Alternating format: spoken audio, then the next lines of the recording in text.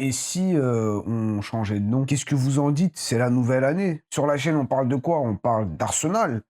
Il faudrait peut-être trouver un truc qui est un peu plus en rapport avec Arsenal. J'aime bien le foot club. En vrai, vous pourrez continuer à m'appeler le foot club. Certains demandent comment on peut t'appeler. Bah, le foot club, c'est bon. Il y a eu le motif, moi je serai le foot club, c'est pas un problème. Mais je crois qu'à partir de maintenant, la chaîne, elle va juste s'appeler Esprit Gunners. Bah, c'est pas mal. Moi j'aime bien écouter, donc je crois qu'on va faire ça. Ça, c'était le premier essai de la vidéo. Le deuxième, qui va être le sujet de cette vidéo, c'est que maintenant c'est Noël, la période de Noël, tout ça. Et qu'est-ce qu'on fait à Noël? On fait une lettre de Noël au Père Noël. Bon, ça fait beaucoup de Noël dans la phrase, un peu trop. Et si aujourd'hui, j'espère que vous avez été sage, on faisait notre lettre de Noël, Père Noël, je souhaiterais recevoir de nouveaux joueurs.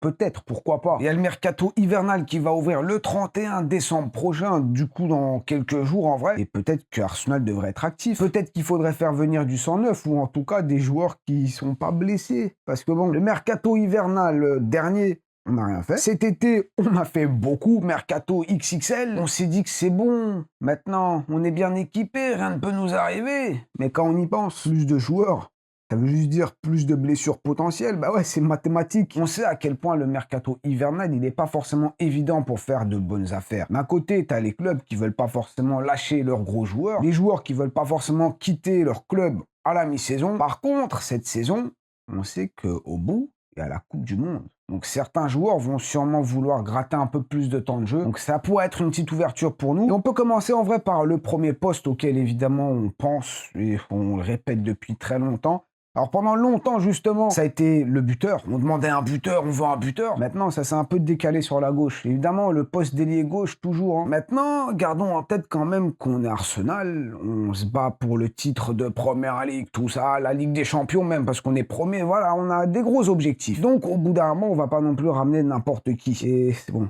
qui est disponible en vrai pour être titulaire à Arsenal à gauche. Parce que nous, évidemment, actuellement, on a Trossard, Martinelli principalement, sans compter Madueke ou Gabriel Jesus et tout. Hein. On va dire Martinelli, Trossard. Le gros problème, selon moi, évidemment, c'est que c'est deux, en vrai, deux très bons remplaçants.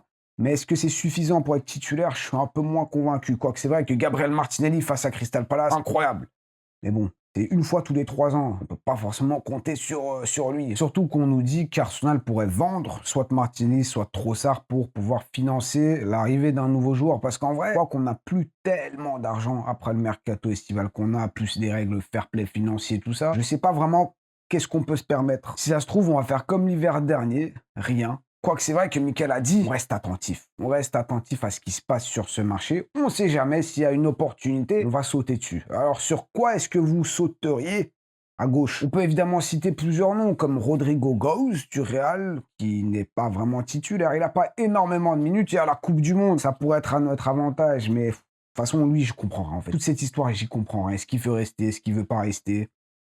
Aucune idée. A priori, dès cet été, on se disait quand même, il y a la Coupe du Monde. De toute façon, tu ne seras pas titulaire devant Vinicius. Tu vas pas rester quand même. Il est resté. Et un de vous m'a fait remarquer aussi, Xabi Alonso. Il est quand même à un poil de, on se comprend, un poil de quelque chose de se faire virer parce que ça se passe pas au mieux pour lui. On sait, le Real, ils ont pas beaucoup de patience au niveau des résultats. Donc peut-être que Rodrigo va attendre l'arrivée du nouveau coach. Peut-être qu'il va gratter, genre, aucune idée. Je sais pas, mais bon, ça reste une petite option. Est-ce que j'y crois? Ouais.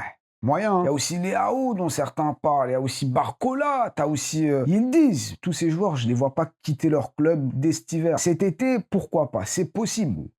Mais pas en hiver. Et puis Barcola, de toute façon, je ne le vois pas quitter le PSG. Mais bon. Et c'est là qu'on arrive à une option qui est quand même disponible dès cet hiver. Beaucoup de clubs, surtout de PL, sont vraiment intéressés. Les Manchester City, les Chelsea, les Tottenham. Quoique c'est vrai que j'ai entendu que Tottenham, le joueur a poliment, ils ont dit politely, poliment, gentiment, dit non. Gentiment, allez vous faire... Donc pas Tottenham, oubliez, mais il y a aussi Manchester United, Liverpool dessus et peut-être Arsenal. Ça va être Antoine Semenyo, qui a du coup une option d'achat disponible cet hiver à un truc comme 60 millions d'euros et plus, voilà. Et est-ce qu'Arsenal devrait aller dessus? Je sais pas, mais ça chauffe vraiment, ça chauffe pour Manchester City. Apparemment, ils sont à 2 doigts de le faire signer. Lui qui peut jouer à gauche, à droite, c'est pas un problème. Un joueur très important de Bournemouth. En plus, il fait comme un bon début de saison. Mais de ce qui se dit, Arsenal, ils sont chauds dessus, mais pas pour tout de suite, cet été. Un avantage qu'on pourrait avoir, c'est que le joueur est fan d'Arsenal. Le gros problème, c'est que bon, il a une option d'aller dans un grand club dès cet hiver et c'est pas Arsenal, son club de cœur, on va dire. T'attends l'été. Est-ce que si tu te mettais à la place d'Antoine Semenyo, tu prendrais le risque d'attendre Arsenal? On sait jamais, peut-être Arsenal, d'ici l'été, ils vont changer d'avis. Tu vas te retrouver avec personne parce que plus personne sera intéressé par toi. Peut-être que, bon, on lui souhaite pas une grosse blessure ou quoi. Et du coup, là, il serait obligé de rester à Bournemouth. Donc, vous voyez, c'est pas évident pour le joueur s'il peut partir dans un club comme Manchester City, qui se bat pour la Première Ligue, qui se bat aussi pour la Ligue des Champions, et pouvoir aussi travailler avec un Pep Guardiola, Erling Haaland, Ryan Cherki. Voilà. Je suis en train de l'imaginer, en fait. Imaginez juste Antoine Semenyo qui rejoint Manchester. Waouh. Donc, un joueur qui est disponible en janvier, mais je crois pas qu'il sera disponible pour Arsenal. Ouais. Je pense qu'on va rester avec Martinelli Trossard. Je vous donne mon ressenti. Je crois que vu le calibre dont on a besoin, c'est un transfert qui se fera probablement en été. Et donc, Antoine Semenyo, qui va très très probablement, en vrai, il y a 95% de chances qu'il bouge. Il ira peut-être à City. Peut-être à Liverpool aussi qui est intéressé, je sais pas, mais pas Arsenal. Après, évidemment, on n'est pas à l'abri. Mais bon, j'ai un peu du mal à y croire. Bon, un autre poste dont on pourrait parler, là c'est une petite parenthèse en vrai, j'y crois pas non plus, mais pourquoi pas? Parce que j'ai entendu certains dire que Kobe Mainoo, bon, évidemment au milieu de terrain, j'ai entendu certains parler de lui et je me suis dit en vrai ça peut être intéressant aussi de le mettre sur la table comme on le fait très souvent. On va en parler un petit peu ensemble. Mais Kobe Mainoo, quand même, un gros talent de Première Ligue qui n'a pas du tout de temps de jeu à Manchester United parce que le coach Amorim n'en veut pas. De l'autre côté, clairement, le club n'a pas forcément envie de s'en séparer parce qu'ils savent à quel point c'est un gros joueur, enfin, un gros joueur en devenir. Mais bon, t'as quand même son frère, lors de l'un des derniers matchs de United, qui a sorti le t-shirt Free Mainoo. Kobe, lors de leur dernier match, le joueur n'était pas disponible parce qu'il aurait eu une petite blessure. Quoique certains fans de United disent en vrai non, c'est juste que bon, il y a le mercato hivernal et très probablement il va partir. On ne sait pas en prêt. Et c'est pour ça que j'en parle. Est-ce qu'Arsenal devrait pourquoi pas essayer d'obtenir le prêt ou carrément signer Kobe Mainoo cet hiver? Parce qu'en fait, je me dis vraiment, avec Rice, qui de plus en plus a du mal. Bon, il sort quand même des bonnes performances, mais tu sens quand même qu'il aurait peut-être besoin de souffler un petit peu. Zubimendi aussi, il a beaucoup joué. Et Zubimendi, on le répète assez souvent, c'est bien quand il est dans sa zone de confort, à savoir un match pas trop physique. Parce que dès que ça devient physique, comme la plupart des matchs de Première Ligue, on se dit quand même, ah, il galère un petit peu. Et du coup, Declan Rice, il a 2 fois plus de boulot parce qu'il faut rattraper. Donc, en pensant à tout ça, je me suis dit, je vais leur en parler. Je vais voir ce qu'ils en pensent. Parce que malgré tout, ça serait quand même un sacré renfort pour notre milieu de terrain. Mais comme j'ai dit, ça relève de la fantaisie parce que j'y crois quand même un peu moyen. En y repensant même, c'est le deuxième poste où j'y crois moyen. Donc ça se trouve,